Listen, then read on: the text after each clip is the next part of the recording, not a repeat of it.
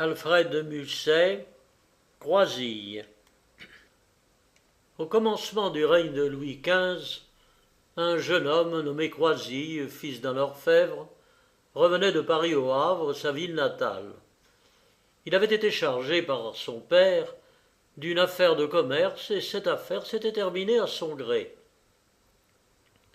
La joie d'apporter une bonne nouvelle le faisait marcher plus gaiement et plus lestement que de coutume. Car bien qu'il eût dans ses poches une somme d'argent assez considérable, il voyageait à pied pour son plaisir. C'était un garçon de bonne humeur et qui ne manquait pas d'avoir d'esprit, mais tellement distrait et étourdi qu'on le regardait comme un peu fou.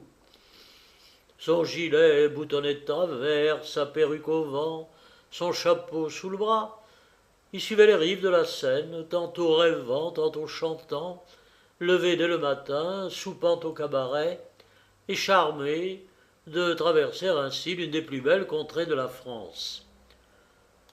Tout en dévastant au passage les pommiers de la Normandie, il cherchait des rimes dans sa tête, car tout étourdi est un peu poète, et il essayait de faire un madrigal pour une belle demoiselle de son pays. Ce n'était pas moins que la fille d'un fermier général, mademoiselle Godeau, la perle du Havre, riche héritière, fort courtisée. Croisille n'était pas reçu chez M. Godeau autrement que par hasard, c'est-à-dire qu'il y avait porté quelquefois des bijoux achetés chez son père. M. Godeau, dont le nom, tant soit peu commun, soutenait mal une immense fortune, se vengeait par sa morgue du tort de sa naissance et se montrait en toute occasion énormément et impitoyablement riche. Il n'était donc pas homme à laisser entrer dans son salon le fils d'un orfèvre. Mais comme mademoiselle Godeau avait les plus beaux yeux du monde, que Croisille n'était pas mal tourné et que rien n'empêche un joli garçon de devenir amoureux d'une belle fille, Croisille adorait mademoiselle Godeau, qui n'en paraissait pas fâchée. Il pensait donc à elle tout en regardant le Havre, et comme il n'avait jamais réfléchi à rien, au lieu de songer aux obstacles invincibles qui le séparaient de sa bien-aimée, il ne s'occupait que de trouver une rime au nom de baptême qu'elle portait. Mademoiselle Godeau s'appelait Julie, et la rime était aisée à trouver. Croisille, arrivé à Honfleur, s'embarqua le cœur satisfait, son argent et son madrigal en poche, et dès qu'il eut touché le rivage, il courut à la maison paternelle. Il trouva la boutique fermée. Il y frappa à plusieurs reprises, non sans étonnement ni sans crainte, car ce n'était point un jour de fête. Personne ne venait. Il appela son père, mais en vain. Il entra chez un voisin pour demander ce qui était arrivé. Au lieu de lui répondre, le voisin détourna la tête, comme ne voulant pas le reconnaître. Croisille répéta ses questions, et il apprit que son père, depuis longtemps gêné dans ses affaires, venait de faire faillite et s'était enfui en Amérique, abandonnant à ses créanciers tout ce qu'il possédait. Avant de sentir tout son malheur, Croisille fut d'abord frappé de l'idée qu'il ne reverrait peut-être jamais son père. Il lui paraissait impossible de se trouver ainsi abandonné tout à coup. Il voulut à toute force entrer dans la boutique, mais on lui fit entendre que les scellés étaient mis. Il s'assit sur une borne, et se livrant à sa douleur, il se mit à pleurer à chaudes larmes, sourd aux consolations de ceux qui l'entouraient, ne pouvant cesser d'appeler son père, quoiqu'il le sût déjà bien loin. Enfin il se leva, honteux de voir la foule s'attrouper autour de lui, et dans le plus profond désespoir, il se dirigea vers le port. Arrivé sur la jetée, il marcha devant lui comme un homme égaré qui ne sait où il va ni que devenir. Il se voyait perdu, sans ressources, n'ayant plus d'asile, aucun moyen de salut, et bien entendu plus d'amis. Seul, errant au bord de la mer, il fut tenté de mourir en s'y précipitant. Au moment où, cédant à cette pensée, il s'avançait vers un rempart élevé, un vieux domestique nommé Jean, qui servait sa famille depuis nombre d'années, s'approcha de lui. Ah, mon pauvre Jean, s'écria-t-il, tu sais ce qui s'est passé depuis mon départ? Est-il possible que mon père nous quitte sans avertissement, sans adieu? Il est parti, répondit Jean, mais non pas sans vous dire adieu. En même temps, il tira de sa poche une lettre qu'il donna à son jeune maître. Croisy reconnut l'écriture de son père, et avant d'ouvrir la lettre, il la baisa avec transport. Mais elle ne renfermait que quelques mots. Au lieu de sentir sa peine adoucie, le jeune homme la trouva confirmée. Honnête jusque-là et connue pour telle, ruinée par un malheur imprévu, la banqueroute d'un associé, le vieil orfèvre n'avait laissé à son fils que quelques paroles banales de consolation et nul espoir, sinon cet espoir vague, sans but ni raison, le dernier bien, dit-on, qui se perde. Jean, mon ami, tu m'as bercé, dit Croisy après avoir lu la lettre, et tu es certainement aujourd'hui le seul être qui puisse m'aimer un peu. C'est une chose qui m'est bien douce, mais qui est fâcheuse pour toi, car aussi vrai que mon père s'est embarqué là, je vais me jeter dans cette mer qui le porte, non pas devant toi, ni tout de suite, mais un jour ou l'autre, car je suis perdu. Que voulez-vous y faire? Répliqua Jean, n'ayant point l'air d'avoir entendu, mais retenant Croisille par le pan de son habit. Que voulez-vous y faire, mon cher maître? Votre père a été trompé, il attendait de l'argent, qui n'est pas venu, et c'était pas peu de choses. Pouvait-il rester ici? Je l'ai vu, monsieur, gagner sa fortune depuis 30 ans que je le sers. Je l'ai vu travailler et faire son commerce et les écus arriver à un chez vous. C'est un honnête homme et habile. On a cruellement abusé de lui. Ces jours derniers, j'étais encore là, et comme les écus étaient arrivés, je les ai vus partir du logis. Votre père a payé tout ce qu'il a pu pendant une journée entière. Et lorsque son secrétaire a été vide, il n'a pu s'empêcher de me dire, en me montrant un tiroir où il ne restait que 6 francs, il y avait ici 100 000 francs ce matin. Ce n'est pas là une banqueroute, monsieur. Ce n'est pas une chose qui déshonore. Je ne doute pas non plus de la probité de mon père, répondit Croisille, que de son malheur. Je ne doute pas non plus de son affection. Mais j'aurais voulu l'embrasser, car que veux-tu que je devienne? Je ne suis point fait à la misère, je n'ai pas l'esprit nécessaire pour recommencer ma fortune. Et quand je l'aurai? Mon père est parti. S'il a mis 30 ans à s'enrichir, combien m'en faudra-t-il pour réparer ce coup? Bien davantage. Et vivra-t-il alors? Non, sans doute. Il mourra là-bas, je ne puis pas même l'y aller trouver. Je ne puis le rejoindre qu'en mourant aussi. Tout désolé qu'était Croisille, il avait beaucoup de religion. Quoique son désespoir lui fît désirer la mort, il hésitait à se la donner. Dès les premiers mots de cet entretien, il s'était appuyé sur le bras de Jean, et tous deux retournaient vers la ville. Lorsqu'ils furent entrés dans les rues, et lorsque la mer ne fut plus si proche, « Mais monsieur, dit encore Jean, il me semble qu'un homme de bien a le droit de vivre et qu'un malheur ne prouve rien, puisque votre personne ne s'est pas tuée. Puisque votre père ne s'est pas tué, Dieu merci, comment pouvez-vous songer à mourir? Puisqu'il n'y a point de déshonneur, et toute la ville le sait, que penserait-on de vous? Que vous n'avez pu supporter la pauvreté, mais ce serait ni brave, ni chrétien. Car au fond, qu'est-ce qui vous effraie? Il y a des gens qui naissent pauvres et qui n'ont jamais eu ni père ni mère. Je sais bien que tout le monde ne se ressemble pas, mais enfin, il n'y a rien d'impossible à Dieu. Qu'est-ce que vous feriez en pareil cas? Votre père n'était pas né riche, tant s'en faut, sans vous offenser, et c'est peut-être ce qui le console. Si vous aviez été ici depuis un mois, cela vous aurait donné du courage. Oui, monsieur, on peut se ruiner, personne n'est à l'abri d'une banqueroute. Mais votre père, j'ose le dire, a été un homme, quoiqu'il soit paru parti un peu trop vite. Mais que voulez-vous? On ne trouve pas tous les jours un bâtiment pour l'Amérique.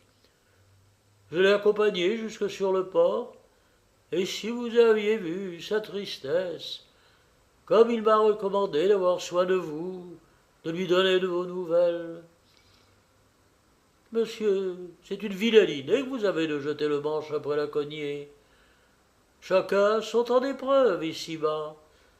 J'ai été soldat avant d'être domestique. J'ai rudement souffert, mais j'étais jeune. J'avais votre âge, monsieur, à cette époque-là. Et il me semblait que la Providence ne peut pas dire son dernier mot à un homme de 25 ans. Mais pourquoi voulez-vous empêcher le bon Dieu de réparer le mal qu'il vous fait? Laissez-lui le temps et tout s'arrangera. S'il m'était permis de vous conseiller, vous attendriez seulement 2 ou 3 ans, et je gagerais que vous vous en trouveriez bien. Il y a toujours moyen de s'en aller de ce monde. Pourquoi voulez-vous profiter d'un mauvais moment? Pendant que Jean s'évertuait à persuader son maître, celui-ci marchait en silence, et, comme font souvent ceux qui souffrent, il regardait de côté et d'autre comme pour chercher quelque chose qui peut le rattacher à la vie. Le hasard fit que, sur ces entrefaites, mademoiselle Godeau, la fille du fermier général, vint à passer avec sa gouvernante. L'hôtel qu'elle habitait n'était pas éloigné de là. Croisy la vit entrer chez elle. Cette rencontre produisit sur lui plus d'effet que tous les raisonnements du monde. J'ai dit qu'il était un peu fou et qu'il cédait presque toujours à un premier mouvement. Sans hésiter plus longtemps et sans s'expliquer, il quitta le bras de son vieux domestique et alla frapper à la porte de M. Godeau. Quand on se représente aujourd'hui ce qu'on appelait jadis un financier, on imagine un ventre énorme, de courtes jambes, une immense perruque, une large face à triple menton, et ce n'est pas sans raison qu'on s'est habitué à se figurer ainsi ce personnage. Tout le monde sait à quels abus ont donné lieu les fermes royales. Il semble qu'il y ait une loi de nature qui rende plus gras que le reste des hommes ceux qui s'engraissent non seulement de leur propre oisiveté, mais encore du travail des autres. M. Godeau, parmi les financiers, était des plus classiques qu'on pût voir, c'est-à-dire des plus gros. Pour l'instant, il avait la goutte, chose forte à la mode en ce temps-là, comme l'est à présent la migraine. Couché sur une chaise longue, les yeux à demi fermés, il se dorlotait au fond d'un boudoir. Les panneaux de glace qui l'environnaient répétaient majestueusement de toutes parts son énorme personne. Des sacs pleins d'or couvraient sa table. Autour de lui, les meubles, les lambris, les portes, les serrures, la cheminée, le plafond étaient dorés. Son habit l'était. Je ne sais si sa cervelle ne l'était pas aussi. Il calculait les suites d'une petite affaire qui ne pouvait manquer de lui rapporter quelques milliers de louis. Il daignait en sourire, tout seul, lorsqu'on lui annonça Croisille, qui entra d'un air humble mais résolu, et dans tout le désordre qu'on peut supposer d'un homme qui a grande envie de se noyer. M. Godeau fut un peu surpris de cette visite inattendue. Il crut que sa fille avait fait quelque emplette.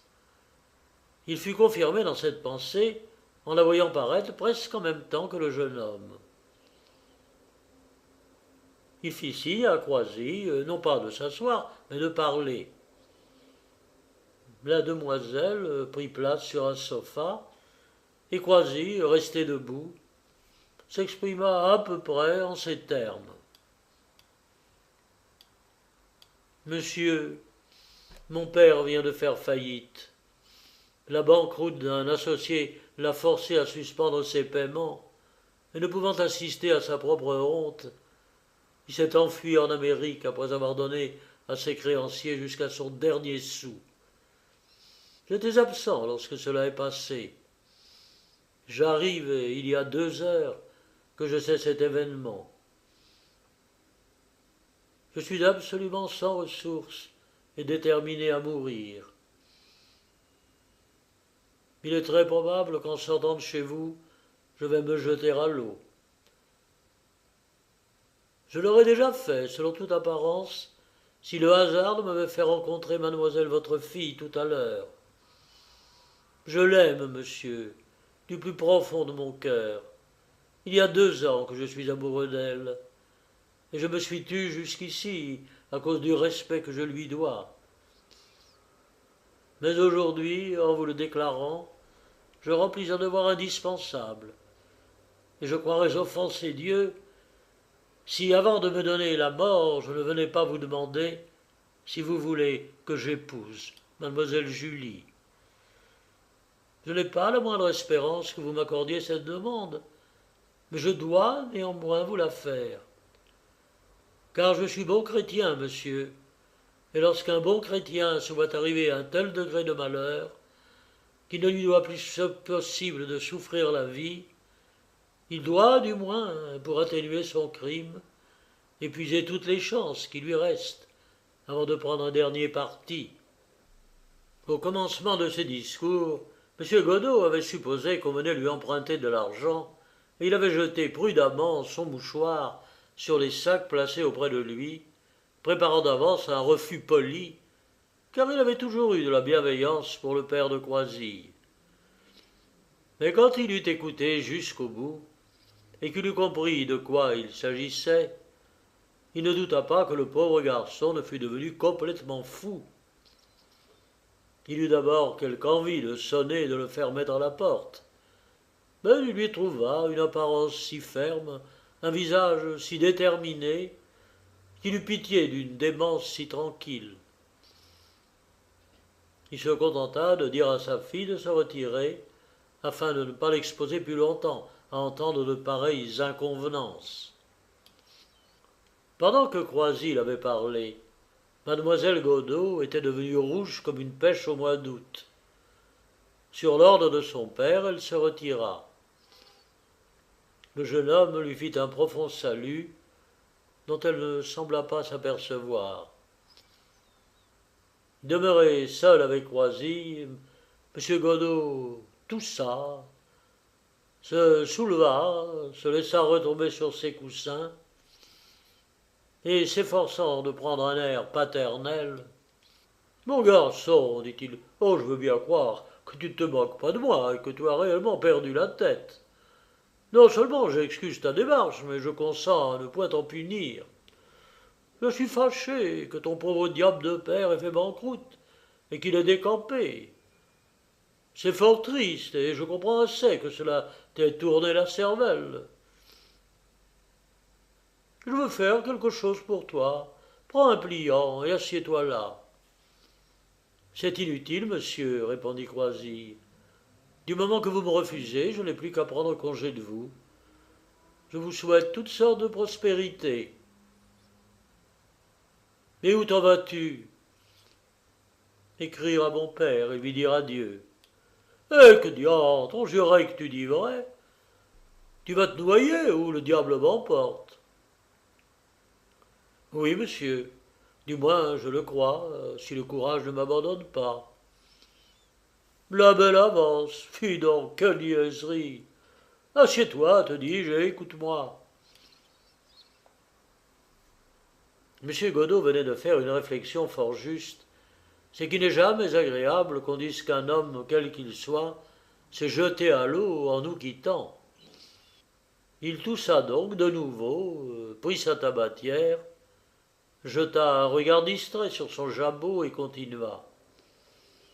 Mais tu n'es qu'un sot, un fou, un enfant, c'est clair. Tu ne sais pas ce que tu dis. Tu es ruiné, voilà ton affaire. Mais mon cher ami, tout cela ne suffit pas. Il faut réfléchir aux choses de ce monde. Si tu venais me demander, bon, je ne sais quoi, un bon conseil, eh bien passe, mais qu'est-ce que tu veux? Tu es amoureux de ma fille? Oui, monsieur, et je vous répète que je suis bien éloigné de supposer que vous puissiez me la donner pour femme. Mais comme il n'y a que cela au monde qui pourrait m'empêcher de mourir, si vous croyez en Dieu, comme je n'en doute pas, vous comprendrez la raison qui m'amène. Mais que je croie en Dieu ou non, cela ne te regarde pas. Je n'entends pas qu'on m'interroge. Réponds d'abord, où as-tu vu ma fille? Dans la boutique de mon père et dans cette maison, lorsque j'y ai apporté des bijoux pour mademoiselle Julie. Qu'est-ce qui t'a dit qu'elle s'appelle Julie? On ne s'y reconnaît plus, Dieu me pardonne. Mais qu'elle s'appelle Julie ou Javotte, sais-tu ce qu'il faut avant tout pour oser prétendre la main de la fille d'un fermier général? Non, je l'ignore absolument, à moins que ce ne soit d'être aussi riche qu'elle. Il faut autre chose, mon cher. Il faut un nom. Eh bien, je m'appelle Croisille. Ah, tu t'appelles Croisille, malheureux. Est-ce un nom que Croisille? Ma foi, monsieur, en mon âme et conscience, c'est un aussi beau nom que Godot. Tu es un impertinent et tu me le paieras. Eh mon Dieu, monsieur, ne vous fâchez pas. Je n'ai pas la moindre envie de vous offenser. Si vous voyez là quelque chose qui vous blesse, et si vous voulez m'en punir, vous n'avez qu'à faire de vous mettre en colère. Non, sortant d'ici, je vais me noyer. Bien que M. Godot se fût promis de renvoyer Croisille le plus doucement possible, afin d'éviter tout scandale, sa prudence ne pouvait résister à l'impatience de l'orgueil offensé. L'entretien auquel il essayait de se résigner lui paraissait monstrueux en lui-même.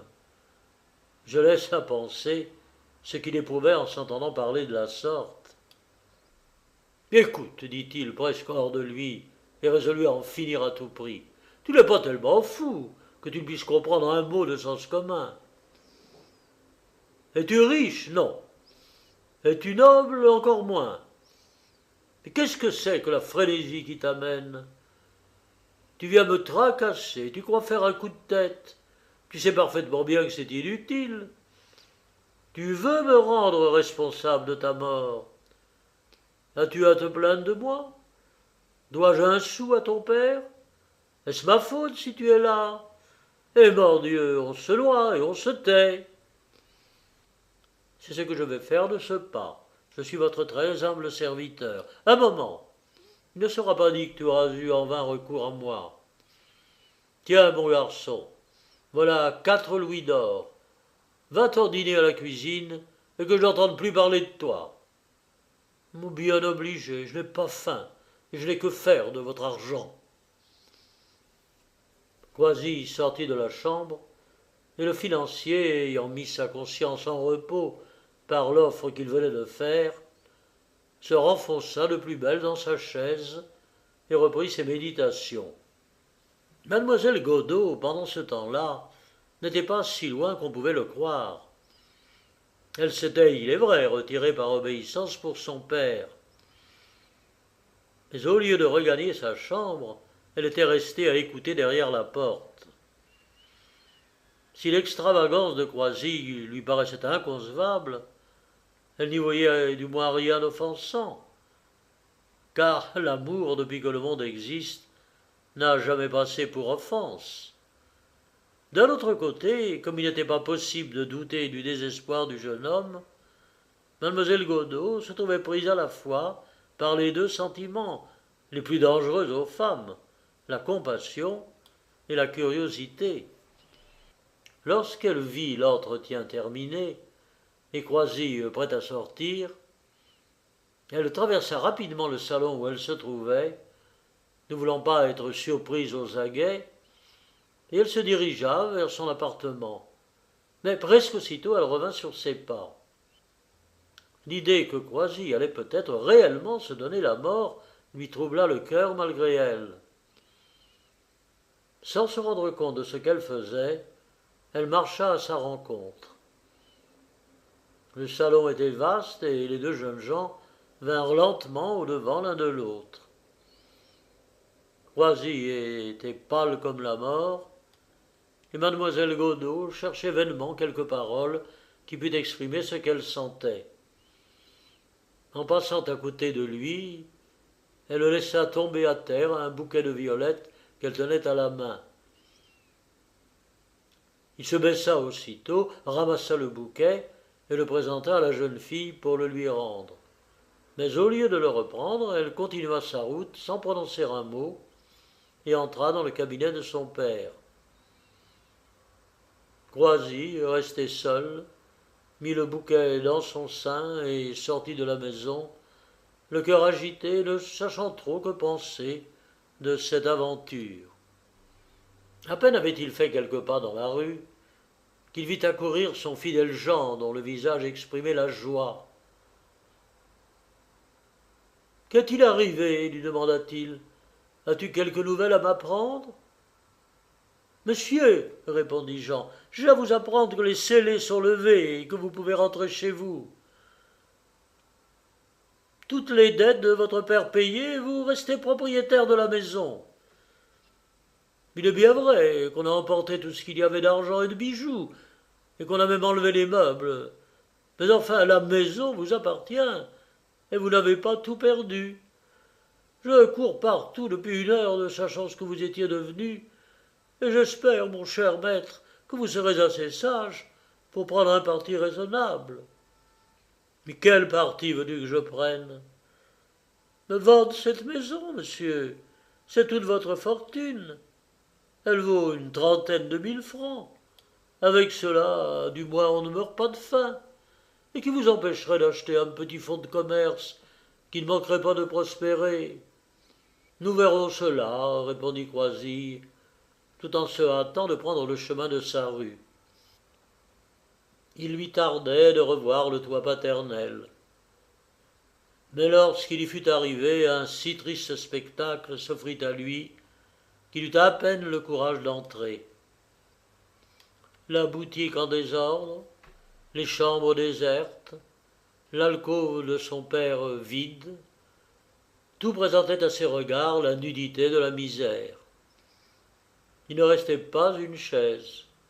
Tous les tiroirs avaient été fouillés, le comptoir brisé, la caisse emportée. Rien n'avait échappé aux recherches avides des créanciers et de la justice, qui, après avoir pillé la maison, étaient partis, laissant les portes ouvertes, comme pour témoigner aux passants que leur besogne était accompli. « Voilà donc, » s'écria Croisille, « voilà donc ce qui reste de 30 ans de travail et de la plus honnête existence, faute d'avoir eu à temps, au jour fixe, de quoi faire honneur à une signature imprudemment engagée. » Pendant que le jeune homme se promenait de long en large, livré aux plus tristes pensées, Jean paraissait fort embarrassé. Il supposait que son maître était sans argent et qu'il pouvait même n'avoir pas dîné. Il cherchait donc quelque moyen pour le questionner là-dessus et pour lui offrir en cas de besoin une part de ses économies. Après s'être remis l'esprit à la torture pendant un quart d'heure pour imaginer un biais convenable, il ne trouva rien de mieux que de s'approcher de Croisille et de lui demander d'une voix attendrie « Monsieur aime-t-il toujours les perdrix aux choux ?» Le pauvre homme avait prononcé ces mots avec un accent à la fois si burlesque et si touchant que Croisille, malgré sa tristesse, ne put s'empêcher d'en rire. « Et à propos de quoi cette question ?» dit-il. « Monsieur, répondit Jean, c'est que ma femme m'en fait cuire une pour le dîner, et si par hasard vous les aimiez toujours. » Croisille avait entièrement oublié jusqu'à ce moment la somme qu'il rapportait à son père. La proposition de Jean le fit se ressouvenir que ses poches étaient pleines d'or. Je te remercie de tout mon cœur, dit-il au vieillard, et j'accepte avec plaisir ton dîner. Mais si tu es inquiet de ma fortune, rassure-toi. J'ai plus d'argent qu'il ne m'en faut pour avoir ce soir un bon souper que tu partageras à ton tour avec moi. En parlant ainsi, il posa sur la cheminée 4 bourses bien garnies qu'il vida et qui contenaient chacune 50 louis. Quoique cette somme ne m'appartienne pas, ajouta-t-il, je puis en user pour un jour ou deux. À qui faut-il que je m'adresse pour la faire tenir à mon père? Monsieur, répondit Jean avec empressement, votre père m'a bien recommandé de vous dire que cet argent vous appartenait. Et si je ne vous en parlais point, c'est que je ne savais pas de quelle manière vos affaires de Paris s'étaient terminées. Votre père ne manquera de rien là-bas. Il logera chez un de vos correspondants, qui le recevra de son mieux. Il a y remporté ce qu'il lui faut, car il était bien sûr d'en laisser encore de trop, et ce qu'il a laissé, monsieur, tout ce qu'il a laissé est à vous. Il vous le marque lui-même dans sa lettre, et je suis expressément chargé de vous le répéter. Cet or est donc aussi légitimement votre bien que cette maison nous sommes. Je puis vous rapporter les paroles mêmes que votre père m'a dites en partant. Que mon fils me pardonne de le quitter, qu'il se souvienne seulement pour m'aimer que je suis encore en ce monde, et qu'il use de ce qui restera après mes dettes payées, comme si c'était mon héritage. Voilà, monsieur, ses propres expressions. Ainsi, remettez ceci dans votre poche. Et puisque vous voulez bien de mon dîner, alors je vous en prie à la maison. La joie et la sincérité qui brillaient dans les yeux de Jean ne laissaient aucun doute à Croisille. Les paroles de son père l'avaient ému à tel point qu'il ne put retenir ses larmes. D'autre part, dans un pareil moment, 4000 francs n'étaient pas une bagatelle. Pour ce qui regardait la maison, ce n'était pas une ressource certaine, car on ne pouvait en tirer parti qu'en la vendant, chose toujours longue et difficile. Tout cela, cependant, ne laissait pas que d'apporter un changement considérable à la situation dans laquelle se trouvait le jeune homme. Il se sentit tout à coup attendri, ébranlé dans sa funeste résolution, et pour ainsi dire à la fois plus triste et moins désolé. Après avoir fermé les volets de la boutique, il sortit de la maison avec Jean, et en traversant de nouveau la ville, il ne put s'empêcher de songer combien c'est peu de choses que nos afflictions, puisqu'elles servent quelquefois à nous faire trouver une joie imprévue dans la plus faible lueur d'espérance. Ce fut avec cette pensée qu'il se mit à table, à côté de son vieux serviteur, qui ne manqua point, durant le repas, de faire tous ses efforts pour l'égayer. Les étourdis ont un heureux défaut. Ils se désolent aisément, mais ils n'ont même pas le temps de se consoler, tant il leur est facile de se distraire. On se tromperait de les croire insensibles ou égoïstes. Ils sentent peut-être plus vivement que d'autres, et ils sont très capables de se brûler la cervelle dans un moment de désespoir. Mais ce moment passé, s'ils sont encore en vie, il faut qu'ils aillent dîner, qu'ils boivent et mangent comme à l'ordinaire, pour fondre ensuite en larmes en se couchant. La joie et la douleur ne glissent pas sur eux, elles les traversent comme des flèches. Bonne et violente nature qui sait souffrir, mais qui ne peut pas mentir, dans lesquelles on lit tout à nu, non pas fragile et vide comme le verre, mais pleine et transparente comme le cristal de roche. Après avoir trinqué avec Jean, Croisille, au lieu de se noyer, s'en alla à la comédie. Debout dans le fond du parterre, il tira de son sein le bouquet de mademoiselle Godeau, et pendant qu'il en respirait le parfum dans un profond recueillement, il commença à penser d'un esprit plus calme à son aventure du matin. Dès qu'il y eut réfléchi quelque temps, il vit clairement la vérité, c'est-à-dire que la jeune fille, en lui laissant son bouquet entre les mains et en refusant de le reprendre, avait voulu lui donner une marque d'intérêt. Car autrement ce refus et ce silence n'auraient été qu'une preuve de mépris, et cette supposition n'était pas possible. Croisy jugea donc que mademoiselle Godeau avait le cœur moins dur que monsieur son père, et il n'eut pas de peine à se souvenir que le visage de la demoiselle, lorsqu'elle avait traversé le salon, avait exprimé une émotion d'autant plus vraie qu'elle semblait involontaire. Mais cette émotion était-elle de l'amour ou seulement de la pitié, ou moins encore peut-être de l'humanité? Mademoiselle Godeau avait-elle craint de le voir mourir, lui Croisille, ou seulement d'être la cause de la mort d'un homme quel qu'il fût? Bien que fané, à demi effeuillé, le bouquet avait encore une odeur si exquise et une si galante tournure, qu'en le respirant, en le regardant, Croisille ne put se défendre d'espérer. C'était une guirlande de roses autour d'une touffe de violettes. Combien de sentiments et de mystères un Turc aurait lu dans ces fleurs, en interprétant leur langage. Mais il n'y a que faire d'être turc en pareille circonstance. Les fleurs qui tombent du sein d'une jolie femme, en Europe comme en Orient, ne sont jamais muettes. Quand elles ne raconteraient que ce qu'elles ont vu lorsqu'elles reposaient sur une belle gorge, ce serait assez pour un amoureux. Et elles le racontent en effet. Les parfums ont plus d'une ressemblance avec l'amour. Il y a même des gens qui pensent que l'amour n'est qu'une sorte de parfum. Il est vrai que la fleur qu'il exhale est la plus belle de la création. Pendant que Croisille divaguait ainsi, fort peu attentif à la tragédie qu'on représentait pendant ce temps-là, mademoiselle Godeau elle-même parut dans une loge en face de lui. L'idée ne lui vint pas que, si elle l'apercevait, elle pourrait bien trouver singulier de le voir là après ce qui venait de se passer. Il fit au contraire tous ses efforts pour se rapprocher d'elle, mais il n'y put parvenir.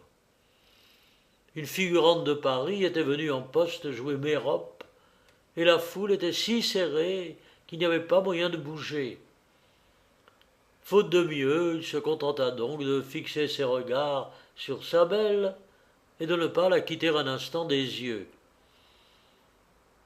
Il remarqua qu'elle semblait préoccupée, maussade, et qu'elle ne parlait à personne qu'avec une sorte de répugnance.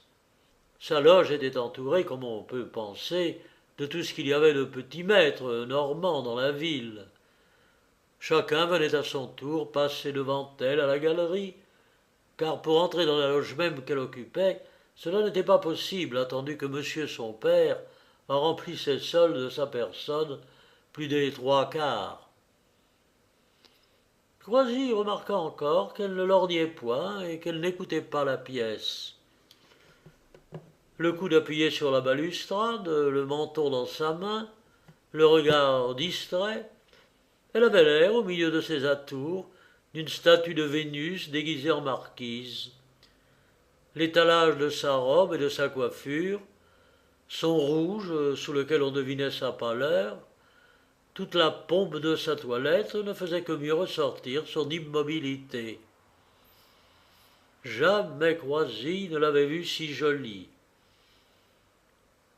Ayant trouvé moyen, pendant l'entr'acte, de s'échapper de la cohue, il courut regarder au carreau de la loge, et, chose étrange, à peine y eut-il mis la tête, que mademoiselle Godeau, qui n'avait pas bougé depuis une heure, se retourna. Elle tressaillit légèrement en l'apercevant, et ne jeta sur lui qu'un coup d'œil. Puis elle reprit sa première posture. Si ce coup d'œil exprimait la surprise, l'inquiétude, le plaisir de l'amour, s'il voulait dire « Quoi, vous n'êtes pas mort ?» ou « Oh, Dieu soit béni, vous voilà vivant », je ne me charge pas de le démêler. Toujours est-il que, sur ce coup d'œil, Croisy se jura tout bas de mourir ou de se faire aimer. De tous les obstacles qui nuisent à l'amour, l'un des plus grands est sans contredit ce qu'on appelle la fausse honte, qui en est bien une très véritable. Croisilles n'avait pas ce triste défaut que donnent l'orgueil et la timidité. Il n'était pas de ceux qui tournent pendant des mois entiers autour de la femme qu'ils aiment, comme un chat autour d'un oiseau en cage. Dès qu'il eut renoncé à se noyer, il ne songea plus qu'à faire savoir à sa chère Julie qu'il vivait uniquement pour elle, mais comment le lui dire? S'il se présentait une seconde fois à l'hôtel du fermier général, il n'était pas douteux que M. Godot ne le fît mettre au moins à la porte. Julie ne sortait jamais qu'avec une femme de chambre, quand il lui arrivait d'aller à pied. Il était donc inutile d'entreprendre de la suivre.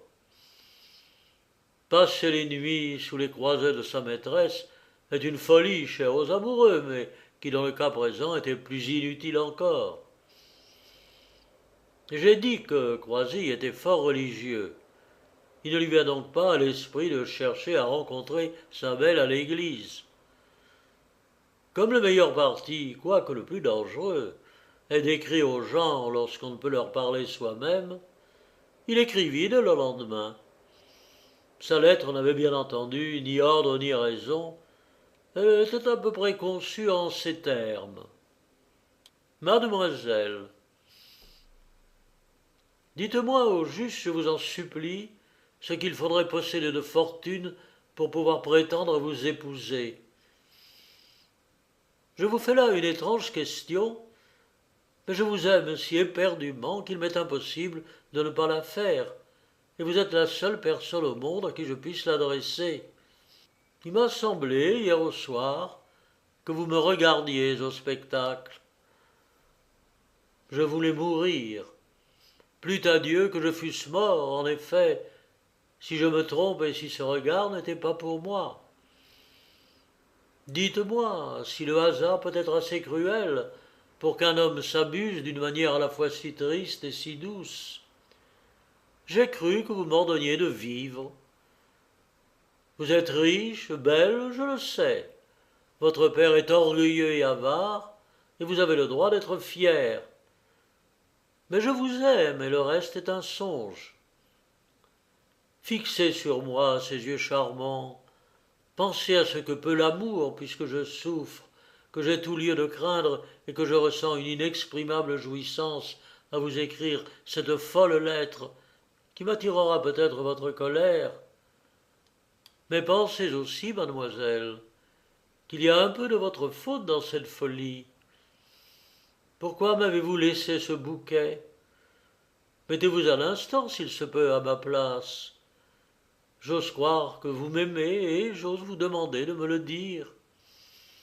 Pardonnez-moi, je vous en conjure.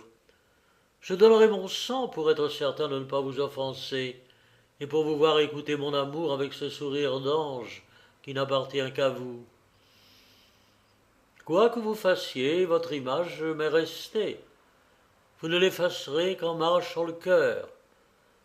Tant que votre regard vivra dans mon souvenir, tant que ce bouquet gardera un reste de parfum, tant qu'un mot voudra dire qu'on aime, je conserverai quelque espérance.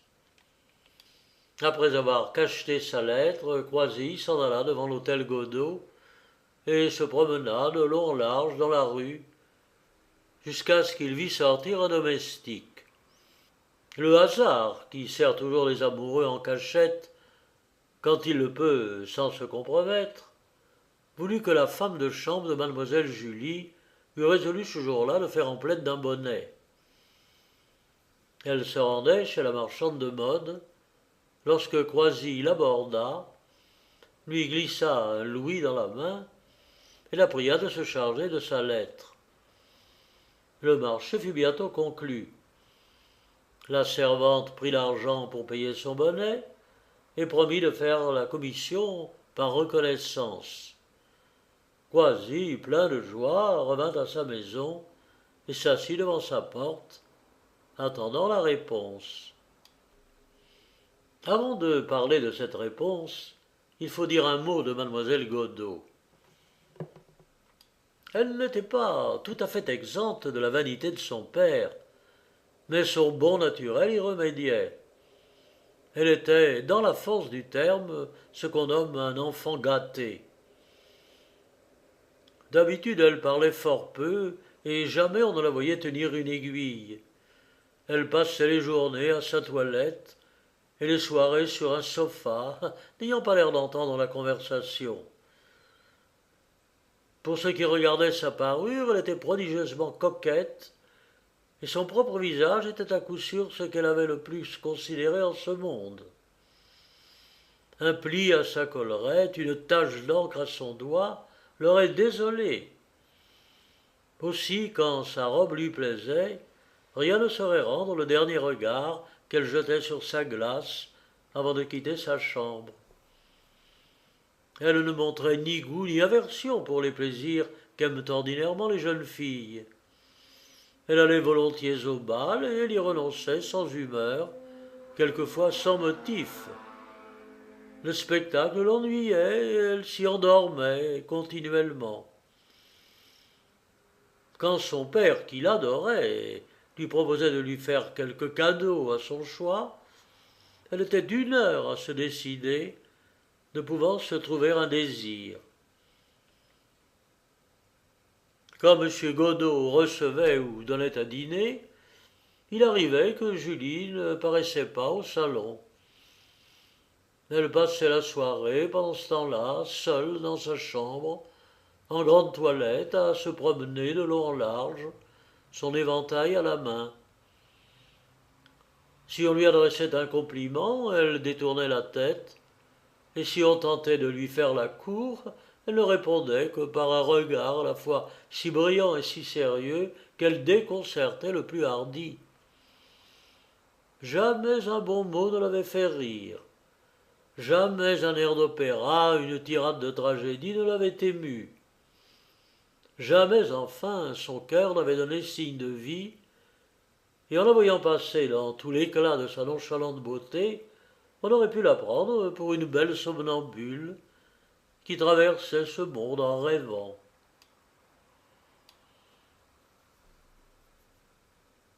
Tant d'indifférence et de coquetterie ne semblaient pas aisés à comprendre. Les uns disaient qu'elle n'aimait rien, les autres qu'elle n'aimait qu'elle-même. Un seul mot suffisait cependant pour expliquer son caractère. Elle attendait.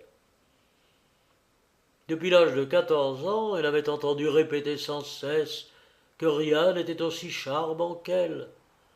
Elle en était persuadée, et c'est pourquoi elle prenait grand soin de sa parure. En manquant de respect à sa personne, elle aurait cru commettre un sacrilège. Elle marchait, pour ainsi dire, dans sa beauté, comme un enfant dans ses habits de fête. Mais elle était bien loin de croire que cette beauté dût rester inutile.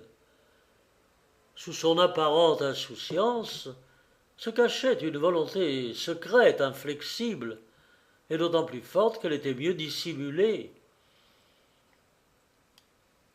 La coquetterie des femmes ordinaires, qui se dépensent en œillades, en minauderies et en sourires, lui semblait une escarmouche puérile, vaine, presque méprisable. Elle se sentait en possession d'un trésor et elle dédaignait de le hasarder, au jeu, pièce à pièce. Il lui fallait un adversaire digne d'elle.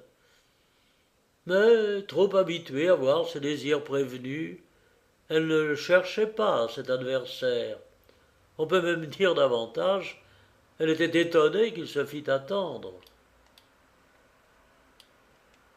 Depuis 4 ou 5 ans qu'elle allait dans le monde, et qu'elle étalait consciencieusement ses paniers, ses falbalas et ses belles épaules, il lui paraissait inconcevable qu'elle n'eût point encore inspiré une grande passion.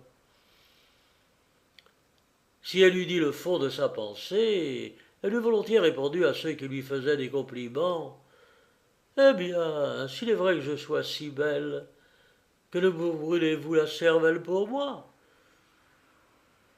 Réponse que, du reste, pourrait faire bien des jeunes filles, et que plus d'une, qui ne dit rien, a au fond du cœur, quelquefois sur le bord des lèvres.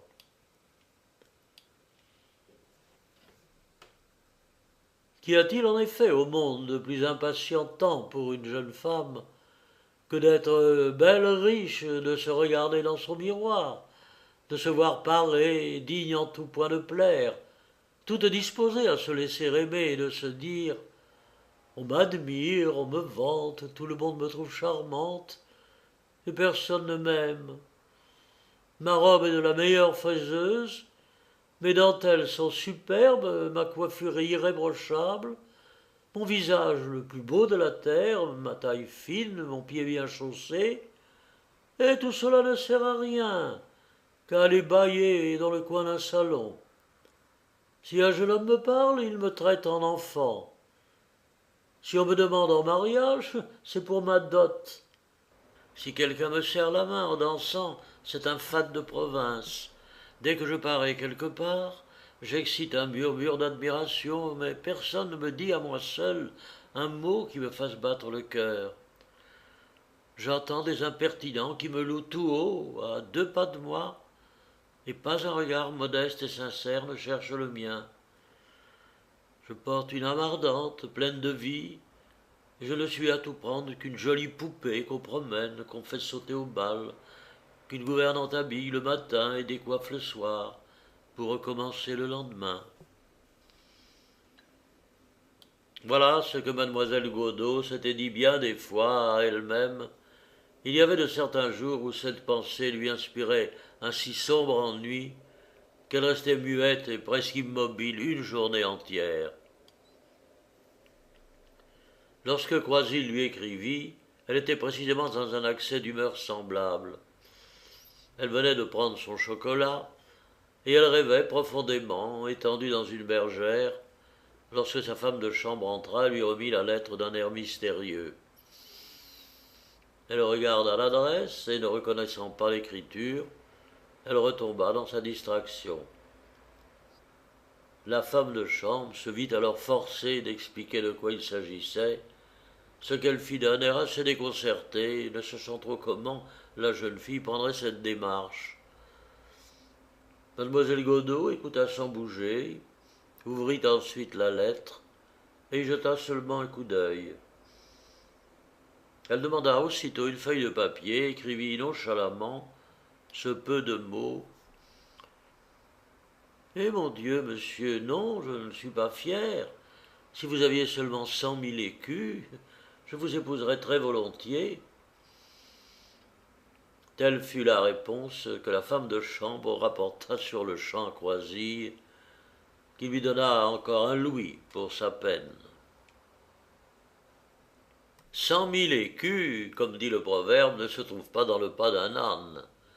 Et si Croisille eût été défiant, il eût pu croire, en lisant la lettre de mademoiselle Godeau, qu'elle était folle ou qu'elle se moquait de lui. Il ne pensa pourtant ni l'un ni l'autre.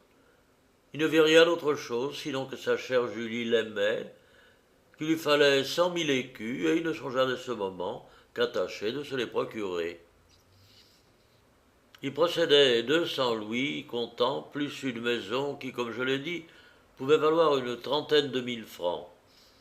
Que faire? Comment s'y prendre pour que ces 34 000 francs en devinssent tout à coup 300 000? La première idée qui vint à l'esprit du jeune homme fut de trouver une manière quelconque de jouer à croix ou pile toute sa fortune. Mais pour cela, il fallait vendre la maison. Croisille commença donc par coller sur sa porte un écriteau portant que sa maison était à vendre.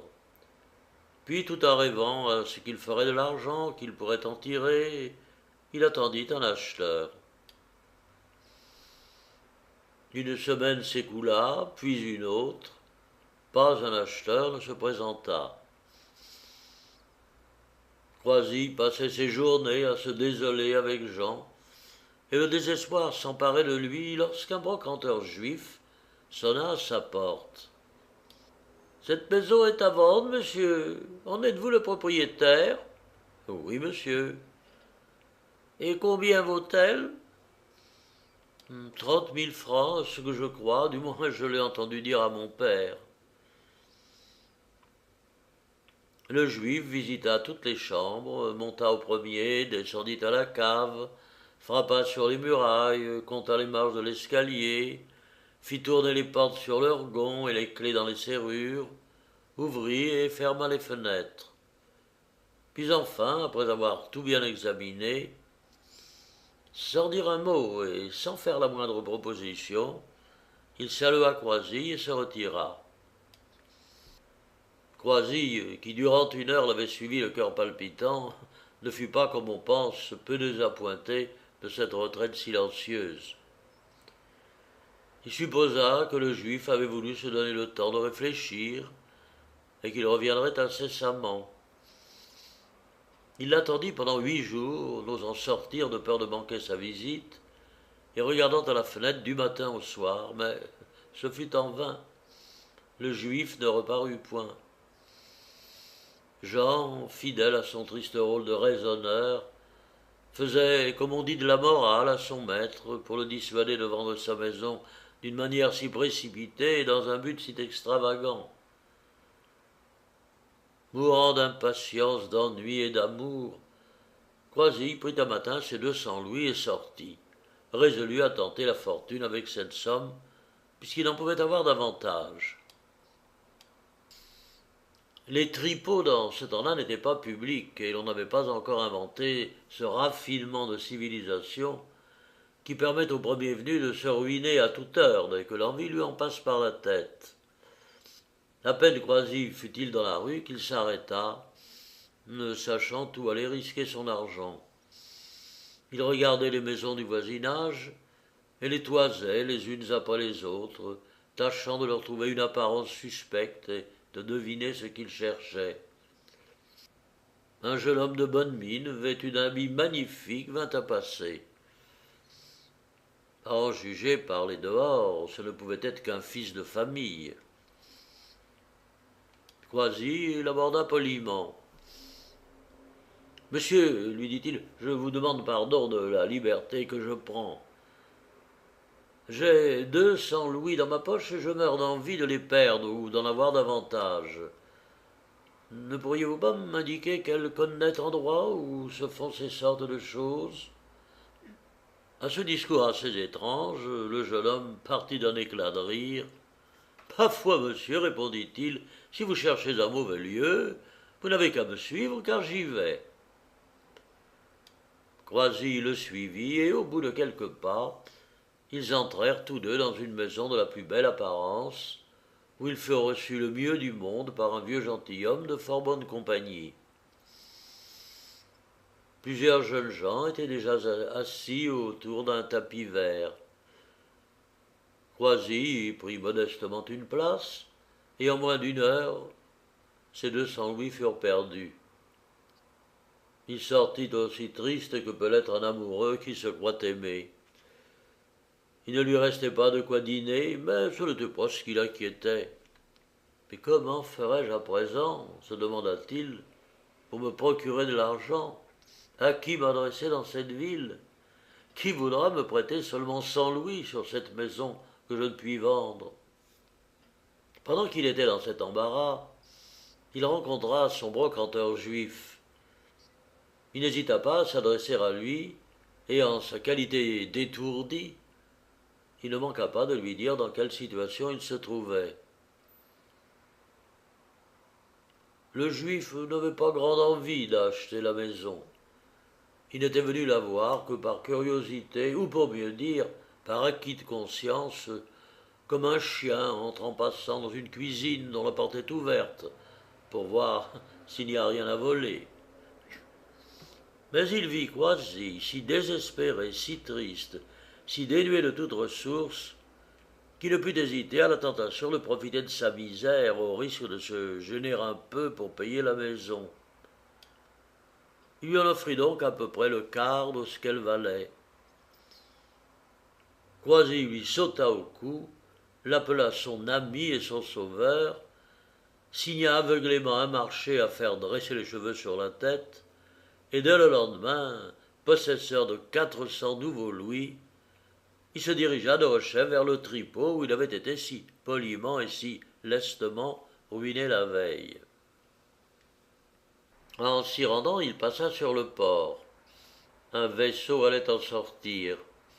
Le vent était doux, l'océan tranquille. De toutes parts, des négociants, des matelots, des officiers de marine en uniforme allaient et venaient. Des crocheteurs transportaient d'énormes ballots pleins de marchandises. Les passagers faisaient leurs adieux. De légères barques flottaient de tous côtés. Et sur tous les visages, on lisait la crainte, l'impatience ou l'espérance. Et au milieu de l'agitation qui l'entourait, le majestueux navire se balançait doucement, gonflant ses voiles orgueilleuses.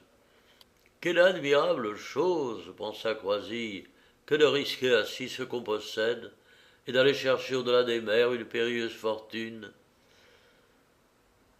Quelle émotion de regarder partir ce vaisseau chargé de tant de richesses, du bien-être de tant de familles.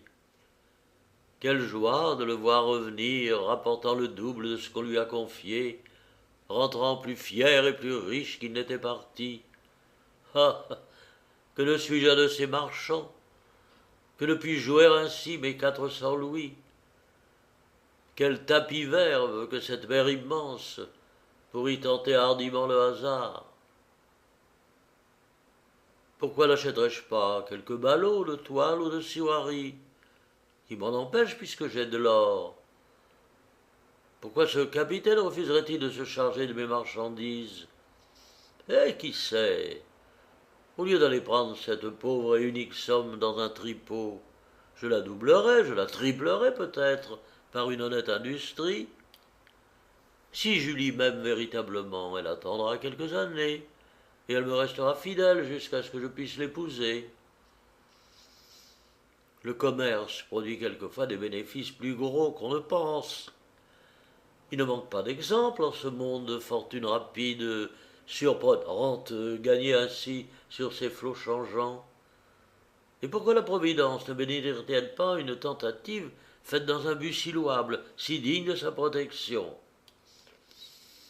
Parmi ces marchands qui ont tant amassé et qui envoient des navires aux deux bouts de la terre, plus d'un a commencé par une moindre somme que celle que j'ai là.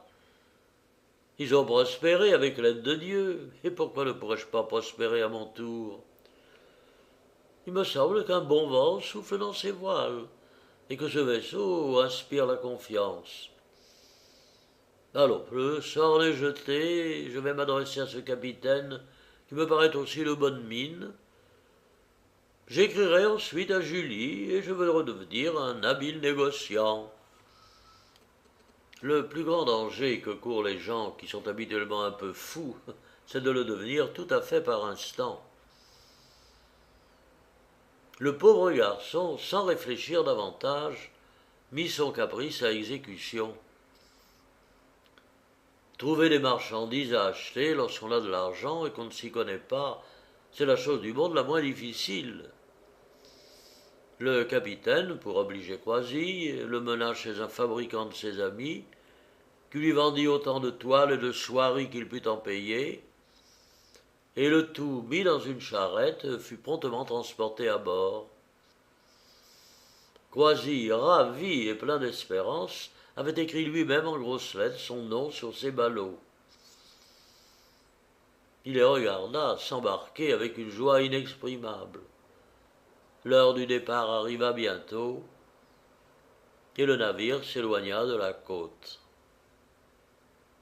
Je n'ai pas besoin de dire que dans cette affaire, Croisille n'avait rien gardé. D'un autre côté, sa maison était vendue. Il ne lui restait pour tout bien que les habits qu'il avait sur le corps. Point de gîte et pas un denier. Avec toute la bonne volonté possible, Jean ne pouvait supposer que son maître fût réduit à un tel dénuement. Croisille était non pas trop fier, mais trop insouciant pour le dire. Il prit le parti de coucher à la belle étoile, et quant au repas, voici le calcul qu'il fit. Il présumait que le vaisseau qui portait sa fortune mettrait 6 mois à revenir au Havre. Il vendit, non sans regret, une montre d'or que son père lui avait donnée et qu'il avait heureusement gardée. Il en eut 36 livres. C'était de quoi vivre à peu près 6 mois avec 4 sous par jour. Il ne douta pas que ce ne fût assez, et rassuré par le présent, il écrivit à mademoiselle Godeau pour l'informer de ce qu'il avait fait. Il se garda bien, dans sa lettre, de lui parler de sa détresse. Il lui annonça, au contraire, qu'il avait entrepris une opération de commerce magnifique dont les résultats étaient prochains et infaillibles. Il lui expliqua comme quoi la Fleurette, vaisseau à fret de 150 tonneaux, portait dans la Baltique ses toiles et ses soieries. Il la supplia de lui rester fidèle pendant 1 an, se réservant de lui en demander davantage ensuite, et pour sa part, il lui jura un éternel amour. Lorsque mademoiselle Godeau reçut cette lettre, elle était au coin de son feu et elle tenait à la main, en guise d'écran, un de ces bulletins qu'on imprime dans les ports, qui marquent l'entrée et la sortie des navires et en même temps annoncent les désastres. Il ne lui était jamais arrivé, comme on peut penser, de prendre intérêt à ces sortes de choses, et n'avait jamais jeté les yeux sur une seule de ces feuilles. La lettre de Croisille fut cause qu'elle lut le bulletin qu'elle tenait. Le premier mot qui frappa ses yeux fut précisément le nom de La Fleurette.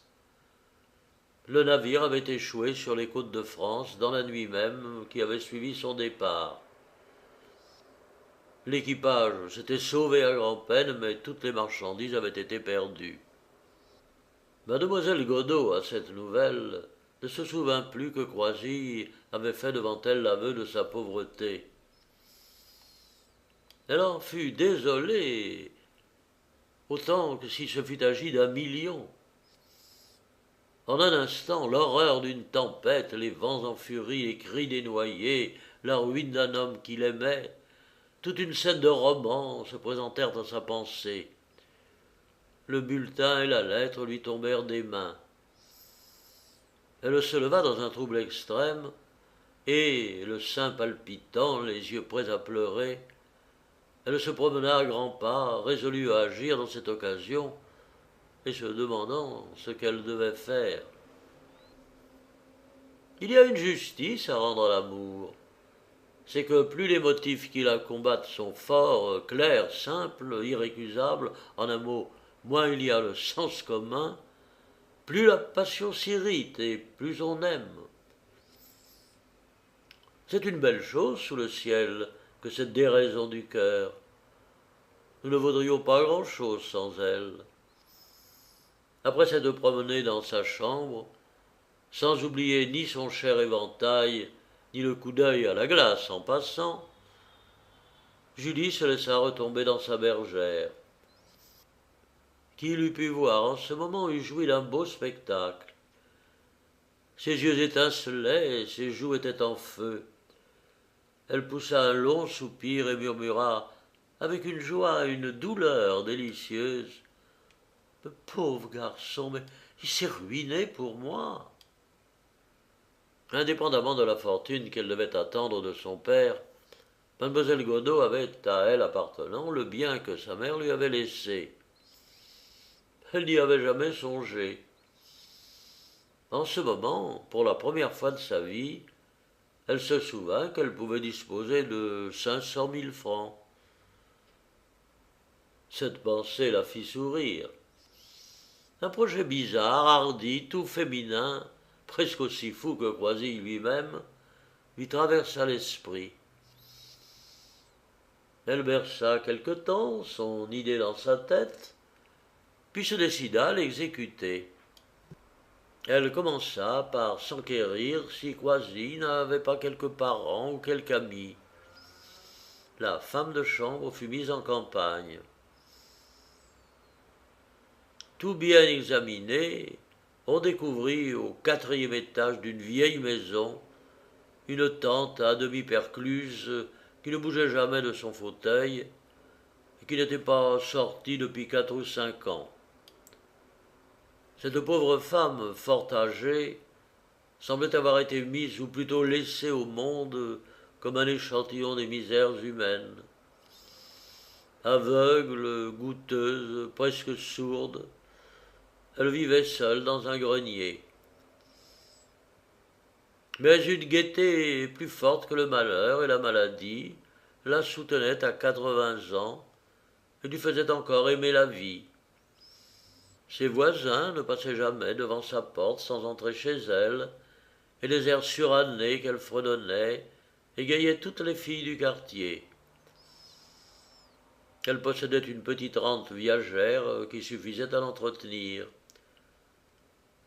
Tant que durait le jour, elle tricotait. Pour le reste, elle ne savait pas ce qui s'était passé depuis la mort de Louis XIV. Ce fut chez cette respectable personne que Julie se fit conduire en secret. Elle se mit pour cela dans tous ses atours, plumes, dentelles, rubans, diamants, rien ne fut épargné. Elle voulait séduire, mais sa vraie beauté, en cette circonstance, fut le caprice qui l'entraînait. Elle monta l'escalier raide et obscur qui menait chez la bonne dame, et après le salut le plus gracieux, elle parla à peu près ainsi. « Vous avez, madame, un neveu nommé Croisille, qui m'aime et qui a demandé ma main. Je l'aime aussi et voudrais l'épouser, mais mon père, M. Gonneau, fermier général de cette ville, refuse de nous marier parce que notre neveu n'est pas riche. Je voudrais pour rien au monde être l'occasion d'un scandale, ni causer de la peine à personne. Je ne saurais donc avoir la pensée de disposer de moi sans le consentement de ma famille. Je viens vous demander une grâce que je vous supplie de m'accorder. Il faudrait que vous vinssiez vous-même proposer ce mariage à mon père. J'ai, grâce à Dieu, une petite fortune qui est tout à votre service. Vous prendrez, quand il vous plaira, 500 000 francs chez mon notaire. Vous direz que cette somme appartient à votre neveu et elle lui appartient en effet.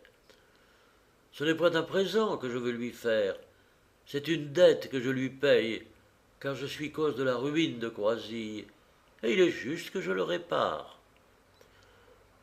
Mon père ne cédera pas aisément. Il faudra que vous insistiez et que vous ayez un peu de courage. Je n'en manquerai pas de mon côté. Comme personne au monde, excepté moi, n'a de droit sur la somme dont je vous parle, personne ne saura jamais de quelle manière elle aura passé entre vos mains. Vous n'êtes pas très riche non plus, je le sais, et vous pouvez craindre qu'on ne s'étonne de vous voir doter ainsi votre neveu. Mais songez que mon père ne vous connaît pas, que vous vous montrez fort peu par la ville et que, par conséquent, il vous sera facile de feindre que vous arrivez de quelque voyage. Cette démarche vous coûtera sans doute, il faudra quitter votre fauteuil et prendre un peu de peine. Mais vous ferez deux heureux, madame. Et si vous avez jamais connu l'amour, j'espère que vous ne me refuserez pas. » La bonne dame, pendant ce discours, avait été tour à tour surprise, inquiète, attendrie et charmée. Le dernier mot la persuada. « Oui, mon enfant, répéta-t-elle plusieurs fois, oui, je sais ce que c'est, je sais ce que c'est. » En parlant ainsi, elle fit un effort pour se lever. Ses jambes affaiblies la soutenaient à peine. Julie s'avança rapidement et lui tendit la main pour l'aider. Par un mouvement presque involontaire, elles se trouvèrent en un instant dans les bras l'une de l'autre. Le traité fut aussitôt conclu. Un cordial baiser le scella d'avance, et toutes les confidences nécessaires s'ensuivirent sans peine. Toutes les explications étant faites, la bonne dame tira de son armoire une vénérable robe de taffetas qui avait été sa robe de noces. Ce meuble antique n'avait pas moins de 50 ans, mais pas une tache, pas un grain de poussière ne l'avait défloré. Julie en fut dans l'admiration. On envoya chercher un carrosse de louage, le plus beau qui fût dans toute la ville. La bonne dame prépara le discours qu'elle devait tenir à M. Godeau. Julie lui apprit de quelle façon il fallait toucher le cœur de son père, et n'hésita pas à avouer que la vanité était son côté vulnérable. Si vous pouviez imaginer, dit-elle, un moyen de flatter ce penchant, nous aurions partie gagnée. La bonne dame réfléchit profondément, acheva sa toilette sans mot dire, serra la main de sa future nièce et monta en voiture. Elle arriva bientôt à l'hôtel Godeau. Là, elle se redressa, si bien en entrant, qu'elle semblait rajeunie de 10 ans. Elle traversa majestueusement le salon où était tombé le bouquet de Julie, et quand la porte du boudoir s'ouvrit, elle dit d'une voix ferme au laquais qui la précédait « Annoncez la baronne douairière de Croisille !» Ce mot décida du bonheur des deux amants. M. Godeau en fut ébloui. Bien que les 500 000 francs lui semblassent peu de chose, il consentit à tout pour faire de sa fille une baronne, et elle le fut. Qui eût osé lui en contester le titre? À mon avis, elle l'avait bien gagné.